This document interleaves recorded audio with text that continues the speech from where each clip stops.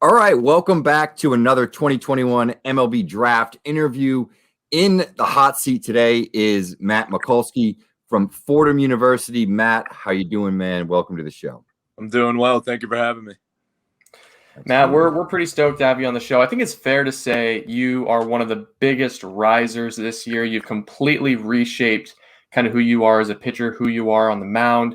Why don't you take a second to introduce yourself as a pitcher to future fan bases, big league organizations?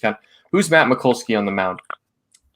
I'm a competitor. I go out there every single time I want to win. I think having that experience here at Fordham, being like the Friday guy since my sophomore year, just knowing I got to go out there and the pressure's on. I got to go out there and do everything I possibly can do to help my team win.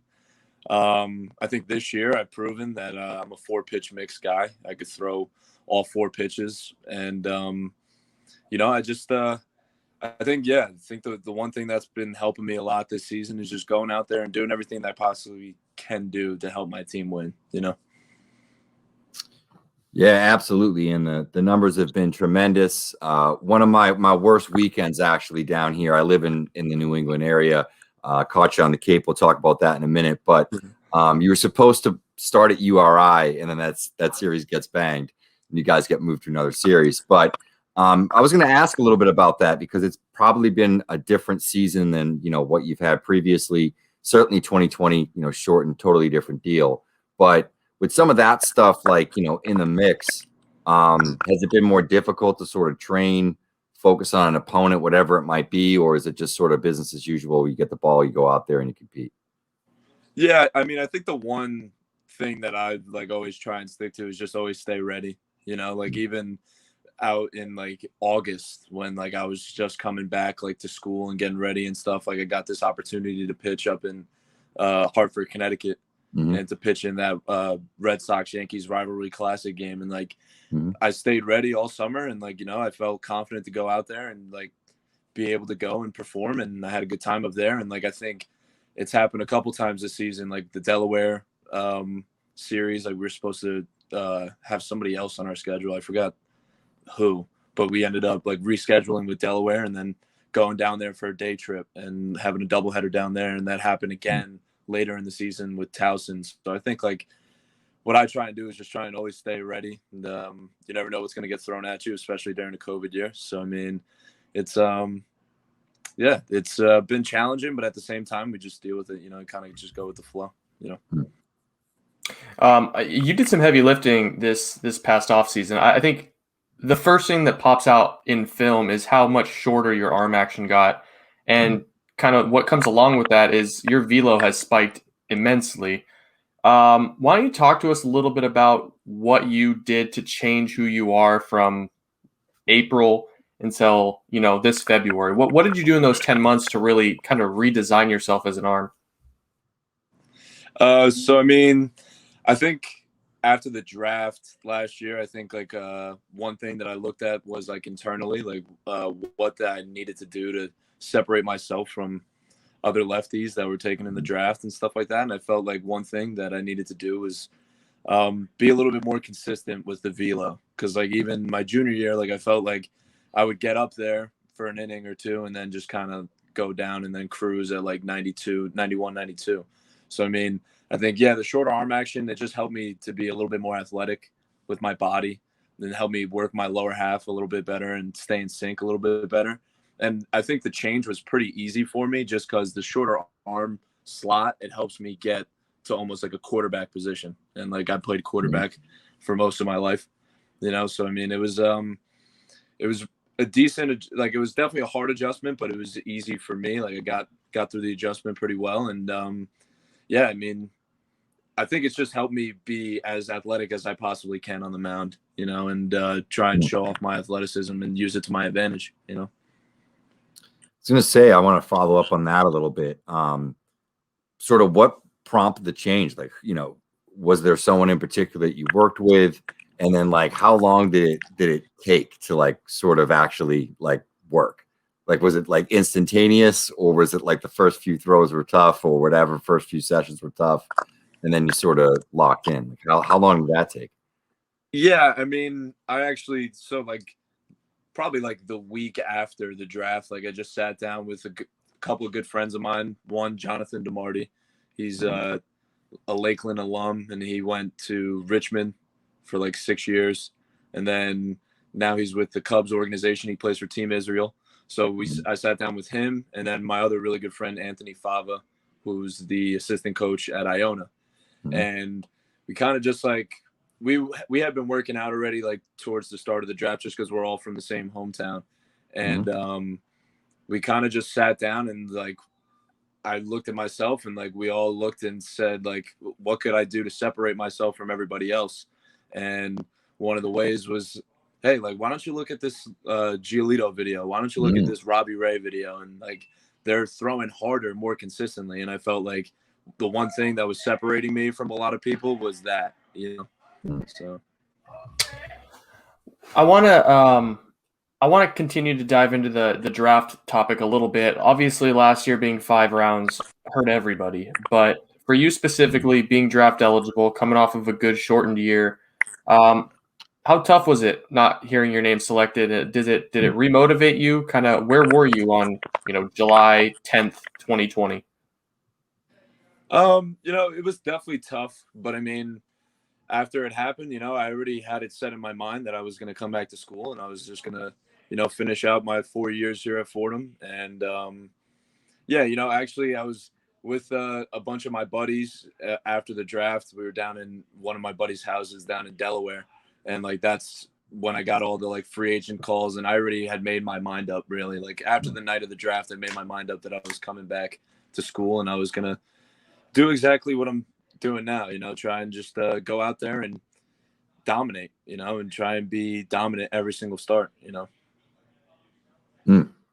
So I guess talk to me a little bit about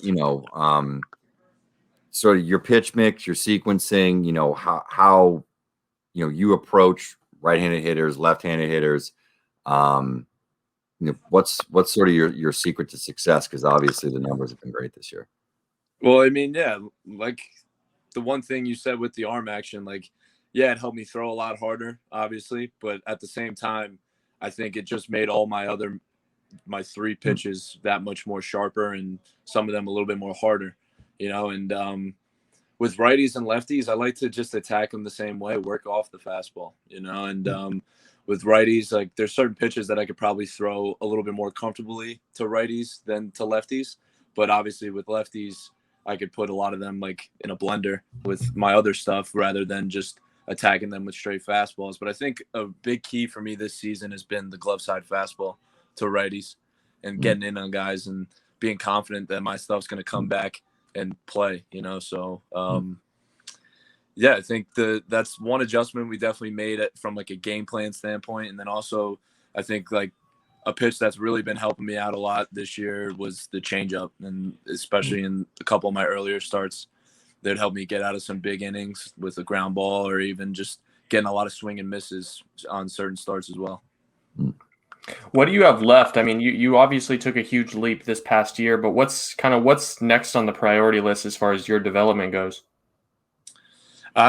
I think it's just fine tuning the armor at this point. Like I just got to keep throwing everything for strikes. I got to keep the command up, and I think what will separate me more is just showing that I could command all 4 of my pitches whenever I want to. And I feel like when I'm on and when I'm dealing, that's how I feel. I could throw all 4 pitches whenever I want, wherever I want. Yeah. Absolutely. So I guess my next question is, and I kind of ask this to everybody that comes on the show, but between the Cape Cod League, obviously this season, who are the best hitters you faced? Who's the I always toughest get out? like this question, like who's the best hitter you ever faced? I guess I always say either the first day when I was at Brewster, Gage Workman. That name's definitely familiar. And then Nick Gonzalez, that one's definitely familiar as well. That was my first appearance at Brewster against Katuitt. And I ended up getting him to pop up, but it was like a 12-pitch AB. And like he was like the first kid that I had to face like in like the second inning of my appearance or something. So I mean, I definitely remember it very well.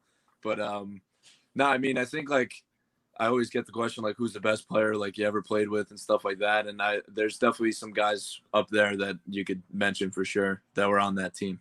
You know. Well, I got one more baseball question for you, Matt, and then we'll see if Jeff has anything. We'll let you go.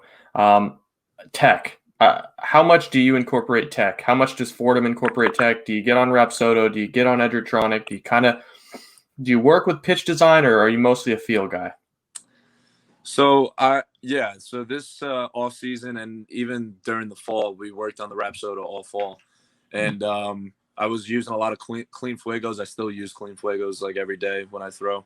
So I mean, that helps with getting the efficiency to 100%. And I mean, I think that's another big adjustment that came with the new arm action, getting the spin efficiency way up. And it's just like every day when you're each like week of the fall, we would go bullpen live on the Rapsodo. So it's even better to like see like, all right, like that inning, my percentage or my efficiency wasn't where I wanted it to be. Like, let me go pick up a clean fuego and throw that 5 or 6 times and then get back on the mound and like see how the efficiency is and stuff like that. Getting that immediate feedback is definitely something that I like. And then for pitch design, like for me, when I hopped on the Rapsodo, I never really used to like try for pitch design. And I guess this year I used it a little bit more, trying to differentiate the slider and the curveball a little bit more. But I mean, I think I made that adjustment when I was up in the Cape, like trying to differentiate the slider and the curveball a little bit more without that much technology, you know. Interesting. So this is my last question I'll throw out there and we'll let you go.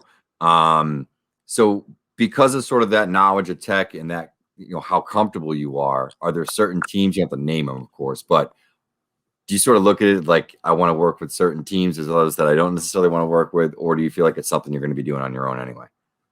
I mean, the way I look at it, and I think another thing about that day after the draft is like, it's my career at the end of the day, you know? So like, I got to go out there and do what I think is good for my career, you know? And I think having a hand in that, and I've been around old school coaches and new school coaches. So I'm very open-minded when it comes to the game. You know, I will listen to old school and I will listen to the new school, and I like to implement them both into my game. And, you know, I'm always interested to certain options and stuff like that. So, and like I said, it's my career. So, I mean, whatever I need to do to get right and be 100% on the mound is what I'm going to do, you know? Yes, Good sir. answer. Yeah. All right, man. Well, I got nothing. Yeah. I mean, I think that's a great answer to end on.